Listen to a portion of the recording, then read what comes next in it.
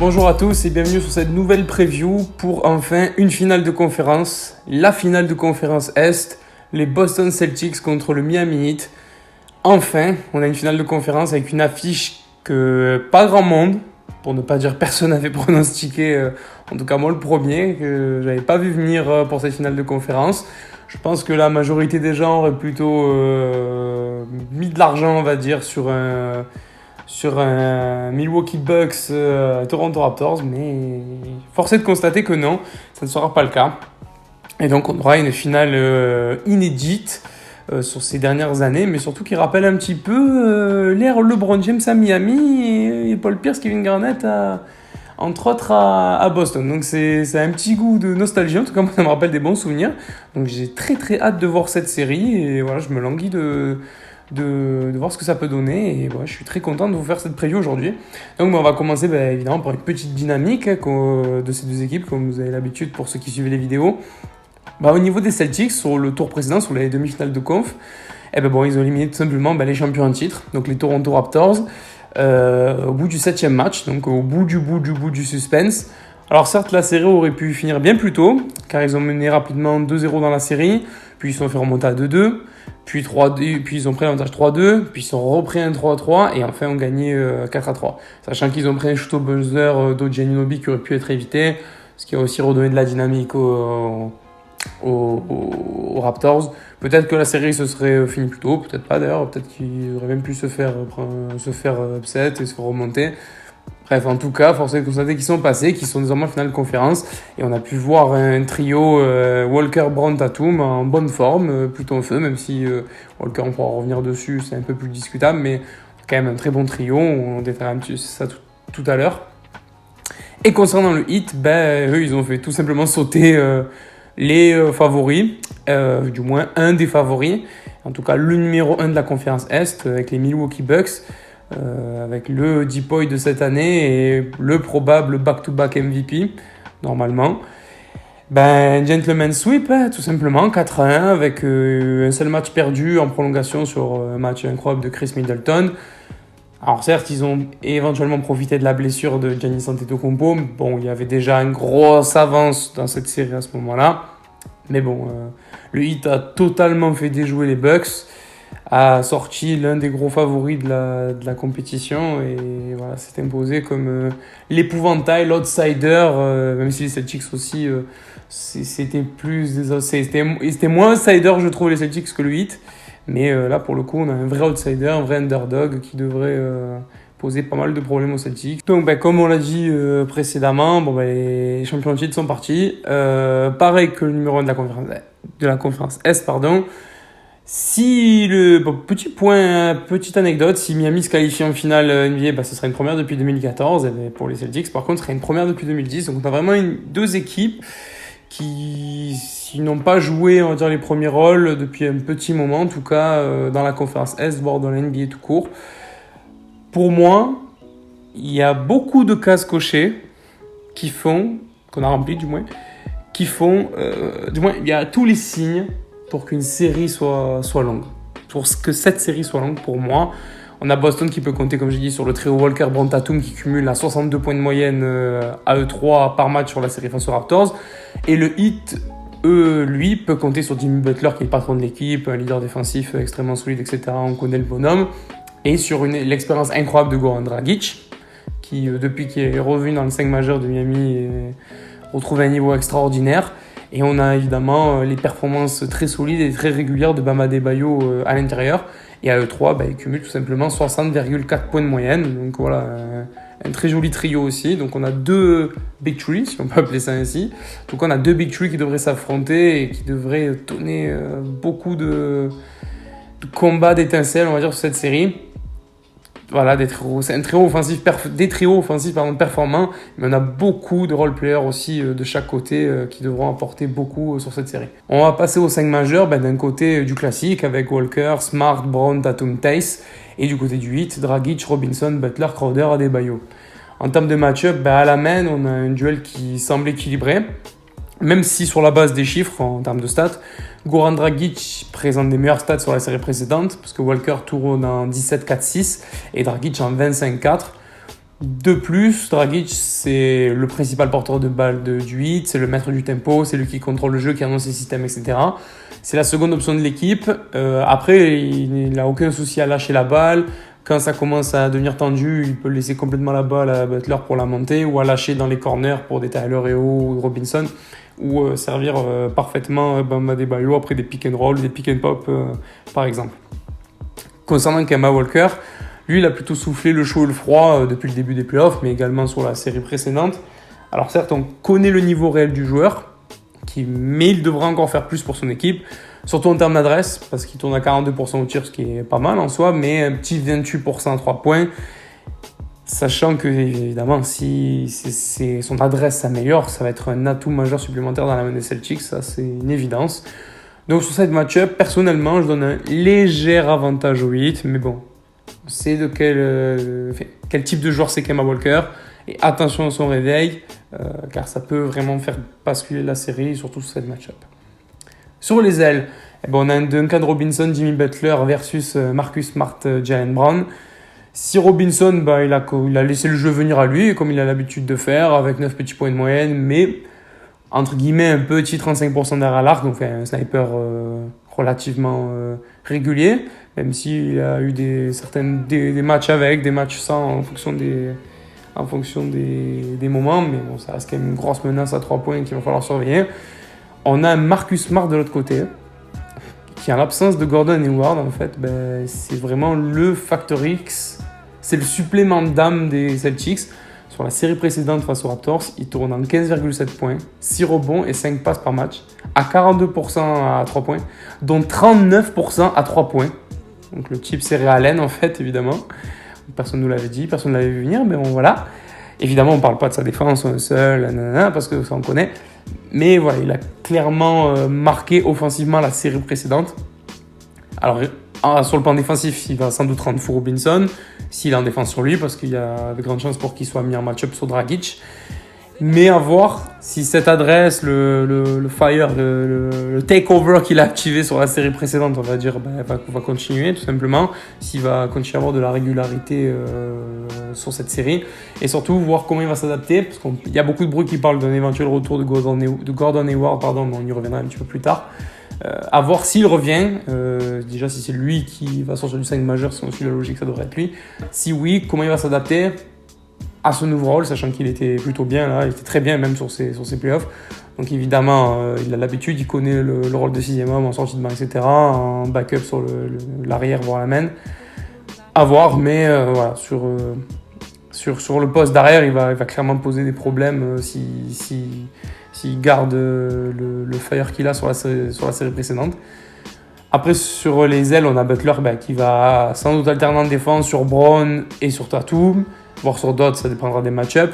Mais il va peser sur la série, évidemment, Butler.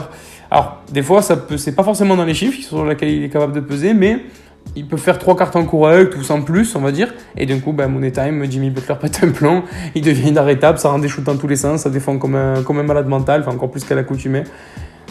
On a vu de quel bois était fait ce gars-là. Brown va avoir un gros chantier à faire face à lui, qui a un peu plus d'expérience que lui quand même. Et en plus, Butler, il est en mission, il a peur de rien du tout, tout simplement. Après, côté Celtics, Brown, ça va être la seconde option des Celtics. En cas de coup de mou Tatum, c'est à lui de prendre le relais sur le terrain si Kemba Walker, évidemment, on va dire, reste dans les standards de la série précédente. Mais Brown va devoir aussi montrer qu'il ne tombe pas à 20 points de moyenne pour rien et que, certes, s'il est jeune, avec Tatum qui forme un duo extrêmement solide, et il va devoir le montrer et il va devoir scoltiner une des défenses les plus chiantes, les plus reloues de la ligue. Donc ça va être une belle opportunité pour lui de encore step up son niveau. Pour cette match-up, je vais quand même donner un léger avantage aux Celtics, mais vraiment léger. Même si, parce que Marcus Smart sur la série précédente semble meilleur que Duncan Robinson. Et Butler, même s'il est extrêmement solide, Brown, c'est pas une tanche à côté, quoi. Mais bon, voilà, même si je donne un léger avantage aux Celtics, Butler peut complètement dominer la match-up à lui tout seul et porter le hit sur ses épaules, notamment dans les moments chauds, pour faire du sale sur cette série. À l'intérieur, Bam Adebayo, il devrait sans doute poser son double-double habituel. face à Daniel Theis qui certes est valeureux mais risque d'être un peu juste face à Adebayo. Bon, Tatum quant à lui devrait encore étaler tout son jeune talent dans cette série. Je m'en fais pas trop pour lui, même si, attention, car en face on a un plan défensif qui est extrêmement bérodé, extrêmement solide, avec des mecs, avec du personnel qualifié tout simplement en défense, avec des gars qui savent défendre, qui savent te faire sortir de leur match, qui sont très forts sur l'homme, dans les aides, dans les rotations défensives, avec Crowder. Si on part de la base de la match-up, ça devrait être lui, Crowder sur Tatum. Mais avoir si Butler, Adebayo sur des aides, après en sortie de banc, on a des Iguodala, des Derrick Jones Jr. qui vont tenter de freiner le Kobe Bryant avec un maillot vert là. Alors Tatum, arme offensive numéro 1 de Stevens, il sera extrêmement surveillé par la défense du 8. Donc ça promet de beaux duels en perspective, notamment s'il y a un Butler versus Tatum, ça, j'ai hâte de voir ça. Dans les deux sens, la défense de Butler sur Tatum et vice versa, comment Tatum se comporte face à Butler de l'autre côté du terrain. Après, dans la peinture, tout simplement, dans le cœur du sujet, on va dire, les Celtics ils devront être solidaires pour moi pour contrer Adebayo dans la peinture parce que lui a tourné en 17-12 sur la série précédente, il me semble, alors qu'il y avait quand même de quoi un peu l'embêter. Enfin, il y avait quand même du Brook Lopez et du Giannis pour le contrarier un petit peu. Pourtant, ça ne l'a pas empêché de faire une très bonne série face aux Bucks. Maintenant, sur cette match-up, je la trouve assez équilibrée. J'ai un peu du mal à déterminer qui est meilleur que l'autre. Alors certes, l'arme offensive numéro 1, c'est Jason Tatum sur cette match-up, voire même de la série, si on prend tous les joueurs avec Butler. Mais ça va être un peu compliqué. Il va falloir être très solide défensivement, même s'ils en sont capables pour les Celtics, pour embêter Adebayo qui peut stretch, qui peut punir dans la raquette, ou venir sanctionner pick and roll, pick and pop, ou décaler les joueurs dans les corners. On passe désormais au banc, du classique des deux côtés. Boston avec du Wanamaker, les deux Williams, O.J. Hunter, Langford, etc. Astérisque sur Gordon Hayward toujours. On y reviendra un peu plus tard dans la vidéo sur son éventuel retour dans la série. Et côté Miami, pareil du classique avec du Hero, du Olynyk, du Nunn, du Iguodala, du Jones Jr., etc., etc. Donc on a deux bancs très solides des deux côtés. On a des role-players jeunes mais bourrés de talent côté Celtics. Et de l'autre côté, pour le 8, on a un mélange de jeunesse et d'expérience. C'est sûr qu'avec les bancs de sortie, je trouve qu'on ne risque pas de s'ennuyer pour moi sur cette série. Chaque joueur qui va rentrer dans le match, qui va remplacer un titulaire, il aura un rôle très important sur toutes les match-ups, sur toute la série, avec des joueurs comme Wanamaker, les deux Williams, encore Jelly côté vert, et Hero, Olynyk, Nunn ou encore Iguodala, voire même Derrick Jones Jr. sur des courtes séquences pour les habitants de South Beach. Donc sur les bancs, on va avoir des match-ups incroyables des deux côtés. Il n'y aura jamais full banc, ça on le sait tous parce que c'est les playoffs et que les rotations sont raccourcies. Donc il y aura des ajustements, c'est de temps en temps, tiens, je mets Tyler Hero ici, tiens, je mets Wanamaker là pour faire ci, pour faire ça. Donc sur les bancs, les forces présentes sur les bancs, je donne un léger avantage au 8 sur ce plan-là pour moi. Je trouve qu'il y a juste plus d'expérience, avec notamment Iguodala sur le banc, ou encore du Olynyk qui n'est pas là depuis hier. Et côté Celtics, ils sont jeunes, il y a de la fougue aussi, mais il y a aussi une espèce de folie sur le banc du Heat en fait, avec Tyler Hero en fait, surtout lui. Alors, moi je suis quand même dans le train, Tyler Hero. Alors certes, il a quelques soucis au défensif, etc. Mais putain, le mec, 20 ans, grosse baloche, on n'a rien à foutre, plein de shoots incroyables dans tous les sens. Le match qu'il perd contre Bucks, je crois qu'il met 3 points en 2 minutes ou un truc dans le genre, mais des 3 points de l'enfer. Donc pour moi, c'est clairement un factoriste qui peut péter les plombs et apporter beaucoup sur le banc de 8. On passe maintenant au coach. Donc d'un côté, on a Brad Stevens pour Boston, donc, que tout le monde connaît, qui est un génie tactique depuis quelques années maintenant qu'il est dans la ligue. Même si Rick Spoelstra, du côté de Miami, lui, on peut le considérer dans le top 3 ou top 5 selon certains coachs de la ligue, voire même des meilleurs entraîneurs que le Miami, voire la ligue est connue. Il y aura des moments dans les matchs, même, donc dans le match, même Game 1, Game 2, etc., qui seront aussi importants que les moments entre les matchs. parce que en fait, c'est vrai que c'est délicat de trouver, on va dire, des différents types d'axes sur les previews. Mais c'est vrai que quand on voit la bataille des coachs, on est un peu sur le même style, on va dire. Il y a 2 forts joueurs ou 3 forts joueurs de chaque côté avec beaucoup d'implications défensives.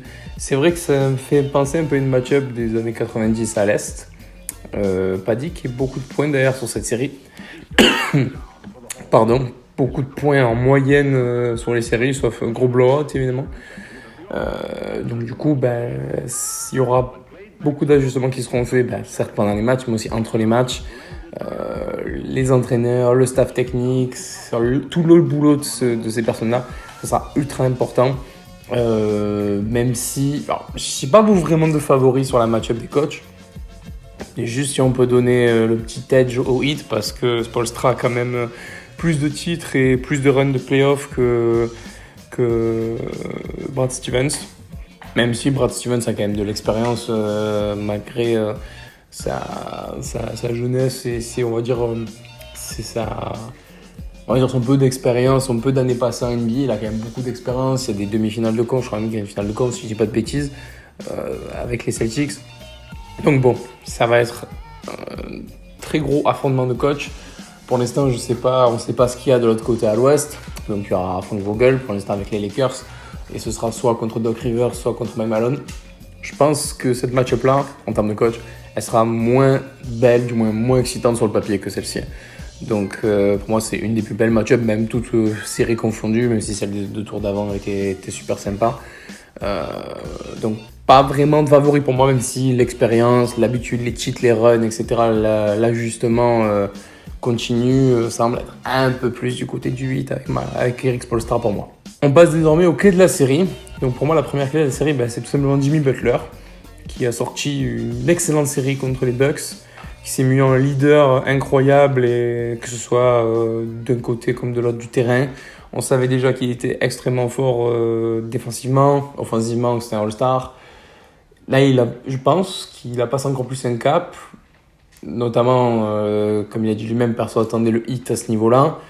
Tout le monde lui a dit mais pourquoi tu pars à Miami, machin truc, alors que c'est vrai qu'il aurait pu rester aux Sixers. Les Sixers sont un peu merdés, un peu chiens à la colle à ce niveau-là, mais beaucoup d'équipes doutaient de voir en Jimmy Butler un franchise player, même si tout le monde reconnaît les qualités du joueur. Moi le premier, un très fort joueur, ouais, après un franchise, je sais pas.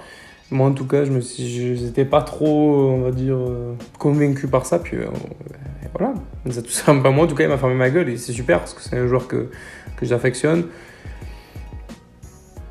C'est devenu un pilier c'est le pilier du 8 de Miami, c'est les top 3 meilleurs arrières, top 5 meilleurs arrières de la NBA actuellement. Où il y est, ça ne savait pas, mettez-le où vous voulez. C'est un des meilleurs joueurs depuis que la bulle a repris. Il y a de la volonté de part et d'autre du terrain, de l'intensité, de la ténacité, il y a du talent, il y a tout chez ce mec. C'est compliqué de lui reprocher quoi que ce soit en fait. Il est fort, il trash talk quand il faut, il laisse les autres jouer quand il faut, il prend les responsabilités quand il faut.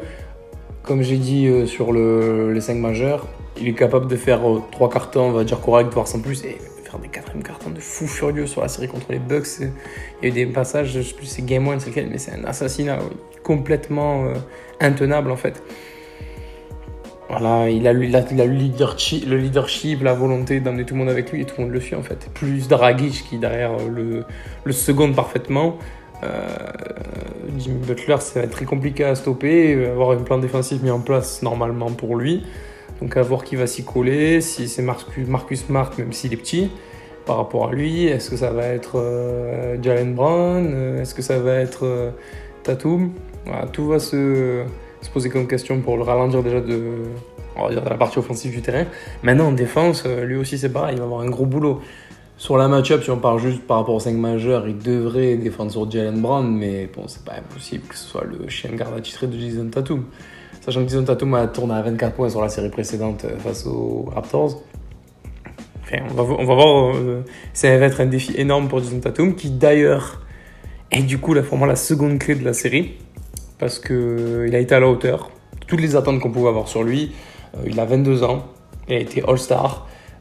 C'est peut-être le franchise. Alors certains discutent parce qu'il y a quand même un énorme collectif côté Celtics. Donc est-ce que c'est le franchise player ou c'est plutôt le duo, le trio avec Brown et Kemba Walker? Mais on va dire c'est le franchise player, du moins le joueur vedette des Celtics. Sur la série contre les Raptors, il tourne à plus de 24 points.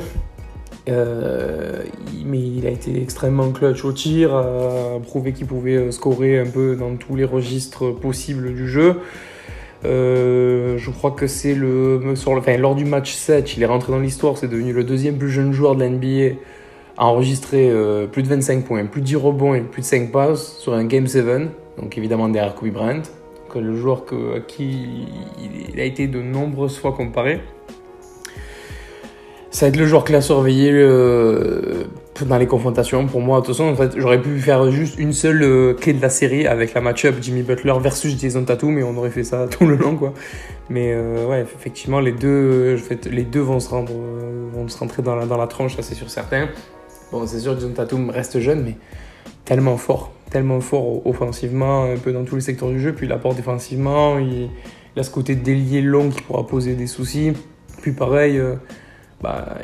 Si le jeu vient pas à lui, il peut l'accepter aussi. Il va pas aller gratter des milliards de ballons. Si Brad Stevens lui dit non, là, Kemba qui est bouillant, faut lui laisser à Kemba, et ainsi de suite. Donc ça va être pareil. Il y aura évidemment un plan défensif du 8 de Spoelstra. À voir si c'est Butler qui s'y colle, à voir si c'est Crowder. Il y a le personnel en face pour essayer de le museler. Je l'ai dit avec le banc, etc. Ça peut être des rotations à 2-3. Si vraiment il y a besoin de l'enfoncer ou s'il joue plus 4, Bama Debayo peut le suivre dans une moindre mesure dans les corners, etc. Donc ça va être extrêmement intéressant à suivre. Enfin, du moins, les performances de Jason Tatum vont être intéressantes à le suivre, et pareil que celles de Jimmy Butler. Et enfin, le troisième point de la série, c'est tout simplement les facteurs X. Il y en a de chaque côté. C'est une évidence. Il y a d'un côté, on va dire notamment, pour les plus évidents à citer, c'est Marcus Smart côté Celtics et Tyler Hero côté Heat. C'est des styles assez opposés. On a Smart qui est un leader défensif incroyable, qui mérite d'être dans les All NBA Defensive Team tout le temps, qui là s'est réveillé avec du shoot, éventuellement de l'aide sur l'organisation, etc. Et on a Tyler Hero qui a 20 ans, qui est un joueur soyeux avec un tir extrêmement élégant et surtout avec des couilles énormes, quoi, tout simplement. Sur sa jeune expérience, il y a une espèce de folie tranquille qui se dégage de Tyler Hero qui permet peut-être de débloquer des situations, voire d'amener tout simplement la gagne en fonction de ce qui est dessiné par Spoelstra. C'est les plus gros, on va dire, c'est les deux joueurs qui sont les plus évidents en termes de facteur X. Mais après, c'est dans des styles différents. Et après, il y a tout un banc. Il y a Goran Dragic qui maintenant la deuxième option et qui est le patron balle en main du Heat sur le terrain. Duncan Robinson peut rentrer dans une crise au shoot extraordinaire. Kendrick Nunn, on l'a vu revenir petit à petit dans les séries. Pareil, on l'a vu, ce qu'il a fait cette saison en tant que titulaire, il pourra apporter encore et encore. Voilà, moi, Hero, Smart, en tout cas, c'est les deux plus gros facteurs X. À voir lequel des deux prendra le dessus sur l'autre dans ce registre-là. Il y en a des deux côtés. On a vu les Robert Williams, qui est aussi capable, pas forcément dans les points, mais je crois je sais plus quel match c'est, où je crois qu'il fait un 3 sur 3, un 4 sur 4 au tir, avec du rebond, du hustle, de la défense. Voilà, c'est ces mecs-là. Robert Williams, c'est typiquement le genre de joueur qui peut rentrer, ne pas mettre de points et vous de le sur le terrain avec de la défense, du hustle, etc. Si lui et Smart s'y mettent, ça peut être très compliqué pour le Heat. On va juste faire aussi répondre à l'astérisque du milieu de vidéo avec le cas de Gordon Hayward. Savoir est-ce qu'il va revenir dans la série. Il s'était foulé la cheville droite au premier match du premier tour contre Philadelphie.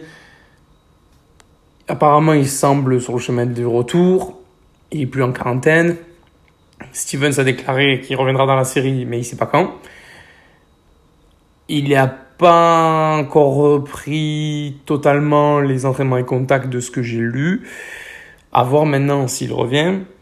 Il y a plusieurs questions qui vont se poser quant à son retour à la compétition. Est-ce qu'il va revenir ? Si oui, à quel moment ? Et à quel moment, dans quel contexte ? C'est-à-dire, est-ce qu'il va reprendre sa place de titulaire Est-ce qu'il va sortir du banc? Est-ce que s'il revient tôt dans la série, il va d'abord sortir du banc, puis reprendre une place de titulaire ou inversement, etc.